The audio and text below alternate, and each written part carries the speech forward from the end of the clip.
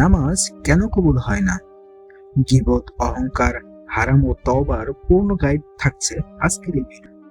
কোন কোন কারণে নামাজ কবুল হয় না, গীবত, অহংকার ও হারাম উপার্জনের ভয়াবহ পরিণতি কি, নামাজ কবুল হওয়ার শর্ত কি, কিভাবে তওবা করলে আল্লাহ তওবা কবুল করেন।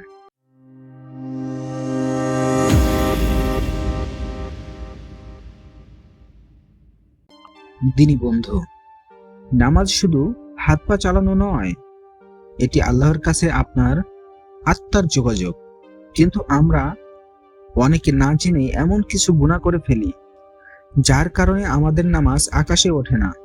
গীবত, অহংকার, হারাম আয় এসব নামাজের রূহকে নষ্ট করে দেয়। এই ভিডিওটি শেষ পর্যন্ত দেখুন, কারণ এই তথ্যগুলি আপনার নামাজের মান পরিবর্তন করতে পারে। এই ভিডিওটা শেয়ার করবেন অন্য মুসলমান ভাইয়ের কাছে, কারণ আপনার একটা শেয়ার হতে পারে কারোর জন্য তওবার কারণ। আমরা অনেকেই আছি 5 ওয়াক্ত নামাজ পড়ি, কিন্তু তার জীবনের কোনো পরিবর্তন আসে না। মিথ্যা ছাড়ে না, গুনাহ ছাড়ে না, হারাম ছেড়ে হালাল পথে আসে না। তাহলে প্রশ্ন আসে, এই নামাজ কি সত্যি কবুল হচ্ছে? কুরআন ও হাদিসের আলোকে এমন কিছু কারণ আছে যেগুলোর কারণে মানুষ নামাজ পড়লেও সেই নামাজ আল্লাহর দরবারে কবুল হয় না। আজ আমরা সেই কারণগুলোই জানব। 1. নামাজে খুশু না থাকা। দিনী ভাই, নামাজ শুধু ওঠা বসার নাম না, নামাজ হচ্ছে আল্লাহর সাথে সরাসরি কথা বলা। কিন্তু আমরা কি করি? নামাজে দাঁড়িয়ে দোকানের হিসাব করি, ফোনে নোটিফিকেশন মনে করি, দুনিয়ার চিন্তায় ডুবে থাকি। হাদিসে আছে, মানুষ নামাজ শেষ করে কিন্তু তার নামাজের মাত্র 10 ভাগের 1 ভাগও কবুল হয় না। কারণ কি? খুশু নেই, মনোযোগ নেই, ভয় নেই। 2. হারাম উপার্জনের জীবন চলা। দিনী ভাই, এটা খুবই ভয়ঙ্কর একটা বিষয়। যে ব্যক্তি হারাম টাকা রোজগার করে। 2. হারাম উপার্জনের জীবন চলা। দিনী ভাই, এটা খুব ভয়ঙ্কর একটা বিষয়। যে ব্যক্তি হারাম টাকা রোজগার করে, হারাম দিয়ে খায়, হারাম দিয়ে পরিবার চালায়, তার দোয়া কবুল হয় না, তার নামাজও কবুল হয় না। রাসূল করিম সাল্লাল্লাহু আলাইহি ওয়াসাল্লাম বলেছেন, একজন মানুষ আল্লাহর কাছে হাত তোলে কিন্তু তার খাবার হারাম, তার পোশাক হারাম, তাহলে আল্লাহ কিভাবে তার দোয়া কবুল করবেন? ভাবুন একবার, হারাম দিয়ে বানানো দেহ আল্লাহর সামনে দাঁড়িয়ে নামাজ পড়ছে। 3. গীবত ও মানুষের হক নষ্ট করা। প্রিয় দিনী ভাই, আমরা অনেকেই নামাজ পড়ি কিন্তু মানুষের পেছনে কথা বলা ছাড়ি না। গীবত করি, অপবাদ দেই, মানুষের সম্মান নিয়ে খেলা করি। হাদিসে এসেছে, কিয়ামতের দিন অনেক মানুষ নামাজ রোজা নিয়ে আসবে, কিন্তু সে গীবত করেছে, কারো হক নষ্ট করেছে, ফলে তার সব নেকি অন্যদের দিয়ে দেওয়া হবে। নামাজ আছে কিন্তু ফল নেই। 4. অহংকার ও আত্ম অহংকার। প্রিয় দিনী ভাই, অহংকার এমন এক গুনাহ যা ইবলিসকে ধ্বংস করেছে। নামাজ পড়ে যদি মনে হয় আমি খুব বড় নেককার, আমি অন্যদের চেয়ে ভালো, এই অহংকার নামাজ ধ্বংস করে দেয়। রাসূলুল্লাহ সাল্লাল্লাহু আলাইহি ওয়াসাল্লাম বলেছেন, যার অন্তরে অনুপরিমাণ অহংকার আছে সে জান্নাতে প্রবেশ করতে পারবে না। 5. গুনাহ ছেড়ে না দেওয়া। প্রিয় দিনী ভাই, নামাজ মানুষকে অশ্লীলতা ও গুনাহ থেকে বিরত রাখে, কিন্তু যদি নামাজ পড়েও গুনাহ না ছাড়ে তাহলে বুঝতে হবে নামাজের আত্মা নেই। চোখের গুনাহ, জিহ্বার গুনাহ, হারাম সম্পর্ক এসব চলতেই থাকলে নামাজ প্রশ্নবিদ্ধ হয়ে যায়। প্রিয় দিনী ভাই, অনেক মানুষ নামাজ পড়েও জাহান্নামে যাবে। কথাটা কঠিন, কিন্তু এটাই বাস্তব। কারণ তারা নামাজ পড়েছে ঠিকই, কিন্তু এমন কিছু গুনাহ বয়ে নিয়ে গেছে যেগুলো সব নামাজ, সব নেকি ধ্বংস করে দিয়েছে। আজ আমরা জানব গীবত, অহংকার আর হারাম উপার্জন কিভাবে মানুষের ইবাদত ধ্বংস করে দেয়। মন দিয়ে শুনুন, কারণ এই 3টা গুনাহ আমাদের সমাজে সবচেয়ে বেশি হয়। 1. গীবত, নেকি খেয়ে ফেলা গুনাহ। দিনী ভাই, গীবতকে আমরা খুবই হালকা ভাবে নেই।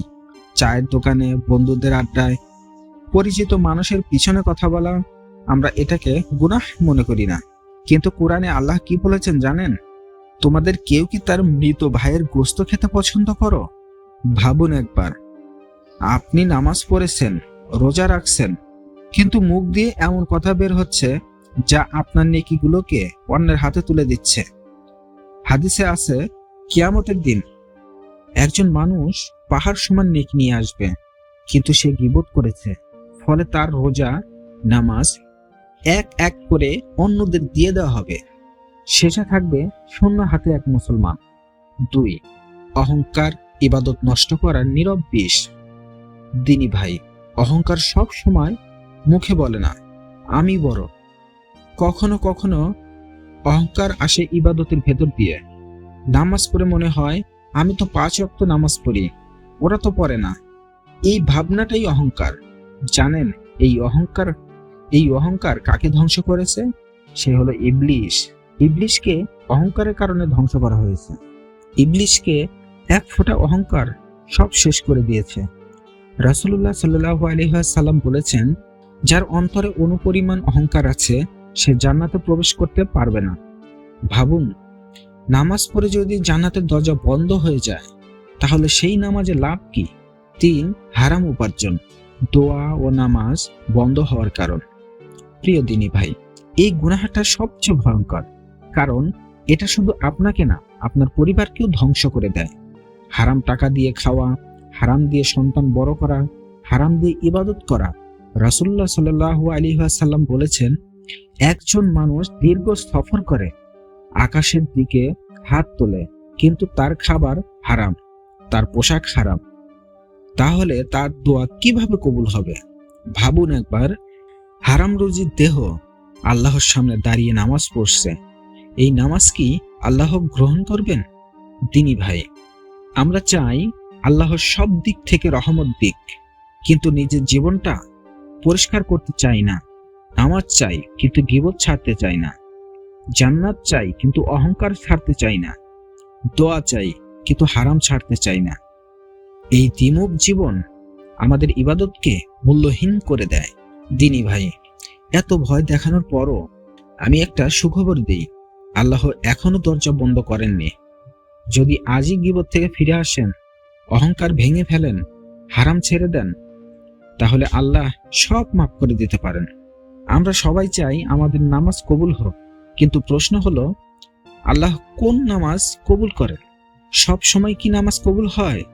আজ আমরা জানবো নামাজ কবুল হওয়ার সেই শর্তগুলো, যেগুলো না মানলে নামাজ শুধু শরীরের ব্যায়াম হয়ে যায়। মন দিয়ে শুনুন, কারণ এই ভিডিওটা আপনার পুরো নামাজের মান বদলে দিতে পারে। 1, খাঁটি নিয়ত, শুধু আল্লাহর জন্য। 1, খাঁটি নিয়ত, শুধু আল্লাহর জন্য। প্রিয় দিনী ভাই, নামাজ কবুল হওয়ার প্রথম শর্ত হলো নিয়ত ঠিক থাকা। লোক দেখানোর জন্য নামাজ, পরিবারকে দেখানোর জন্য নামাজ, সমাজে ভালো থাকার জন্য নামাজ, এই নামাজ আল্লাহ কখনোই কবুল করেন না। রাসূলুল্লাহ সাল্লাল্লাহু আলাইহি ওয়াসাল্লাম বলেছেন, রাসূলুল্লাহ সাল্লাল্লাহু আলাইহি ওয়াসাল্লাম বলেছেন, সমস্ত আমল নিয়তের উপর নির্ভরশীল। আপনি যদি নামাজ পড়েন শুধু আল্লাহকে খুশি করার জন্য, এই নামাজ আল্লাহর দরবারে উঠবে। 2, হালাল উপার্জন ও হালাল জীবন। দিনী ভাই, হালাল জীবন ছাড়া কবুল নামাজ কল্পনাই করা যায় না। হালাল রুজি, হালাল খাবার, হালাল পোশাক, এসব নামাজের ভিত্তি। হারাম উপার্জনের দেহ যখন সিজদা যায় তখন সেই সিজদা আকাশে উঠতে পারে না। হালাল চেষ্টা থাকলে ভুল হলেও আল্লাহ ধরেন না। 3, খুশু খুঁজে সহকারে নামাজ। প্রিয় দিনী ভাই, নামাজে মন না থাকলে নামাজের রূহ থাকে না। খুশু মানে আল্লাহর সামনে দাঁড়িয়ে আছি, এই ভয় ও অনুভূতি। যে নামাজে মন থাকে সে নামাজ মানুষকে বদলে দেয়। রাসূলুল্লাহ সাল্লাল্লাহু আলাইহি ওয়াসাল্লাম বলেছেন, অনেক মানুষ নামাজ পড়ে কিন্তু তার অল্প অংশই কবুল হয় কেন? কারণ তার মন আল্লাহর কাছেই ছিল না। 4, ফরজ নামাজ ঠিকঠাক আদায় করা। দিনী ভাই, ফরজ নামাজ ঠিক না হলে নফল দিয়ে কিছুই হবে না। অনেকে তাহাজ্জুদ পড়ে কিন্তু ফজর কাজা হয়। আল্লাহ প্রথমে ফরজ দেখবেন, ফরজ ঠিক হলে নফল নামাজকে সুন্দর করে। 5, গুনাহ ছাড়া আন্তরিক চেষ্টা। প্রিয় দিনী ভাই, নামাজ কবুল হওয়ার বড় আলামত হলো নামাজ মানুষকে গুনাহ থেকে দূরে রাখে। আপনি যদি নামাজ পড়েও গুনাহ ছাড়ার চেষ্টা না করেন, তাহলে সমস্যা নামাজে না, সমস্যা আপনার ভেতরে। পরিপূর্ণ নামাজ হলে চেষ্টা থাকতে হবে, আল্লাহর চেষ্টা দেখেন। 6.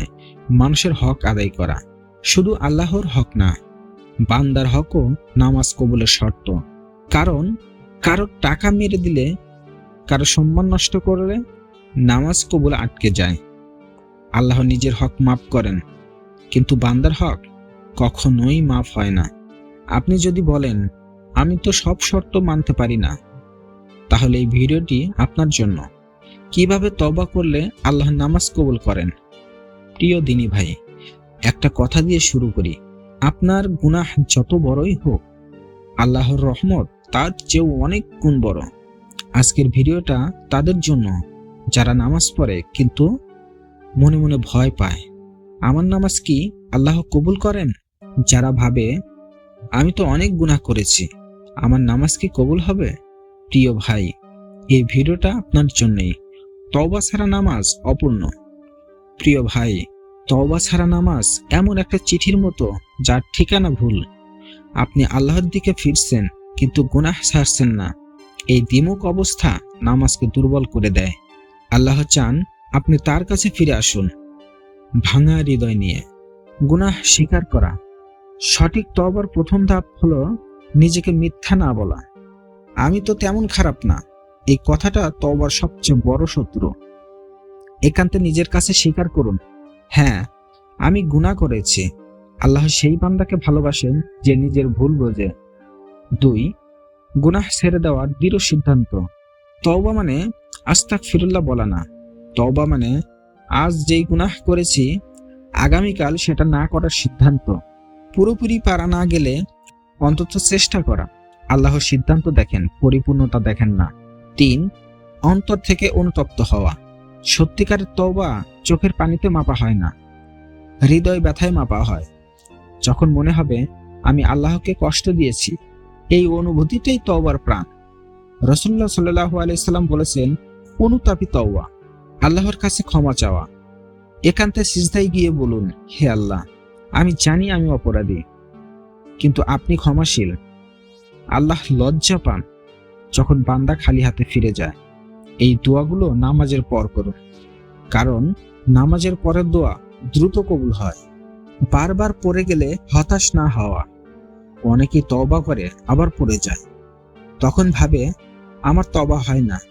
এই ভাবনা শয়তানের। যতবার পড়বেন ততবার উঠবেন, এরই নাম তওবা। আল্লাহ বলেন, বান্দা যতবার ফিরে আসে আমি ততবার তাকে ক্ষমা করি। তওবার পর নামাজের পরিবর্তন।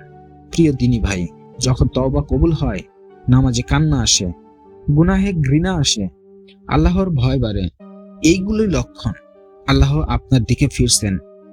আজকে যদি এই ভিডিওটা শুনে একবারও মনে মনে বলেন, হে আল্লাহ আমাকে ক্ষমা করুন, বিশ্বাস করুন আল্লাহ আপনার নামাজ কবুল করার পথ খুলে দিয়েছে। আজ রাতে সিজদায় যান, চোখ বন্ধ করুন আর শুধু বলুন, হে আল্লাহ আমার নামাজ আপনি কবুল করুন, আমাকে আপনার কাছের বান্দা বানান। এই ভিডিওটা যদি আপনার হৃদয়কে একটু হলেও ছুঁয়ে থাকে, একজন গুনাহগার মুসলমানের সাথে ভিডিওটা শেয়ার করুন, কারণ আপনার একটা শেয়ার হতে পারে কারো তওবার কারণ। আমরা যেন এমন না হই যারা নামাজ পড়বে কিন্তু কিয়ামতের দিন শুনবে, তোমার নামাজ আমার দরকার ছিল না। আজই নিজেকে প্রশ্ন করুন। আল্লাহ আমাদের সবাইকে কবুলযোগ্য নামাজ পড়ার তৌফিক দান করুক, আমিন। ভিডিওটি যদি ভালো লাগে বেশি বেশি শেয়ার করবেন এবং গঠনমূলক একটা কমেন্ট করবেন, এবং আমাদের ইসলামিক আলোর ছোঁয়া ইসলামিক টিভি চ্যানেলটা সাবস্ক্রাইব করবেন। ধন্যবাদ।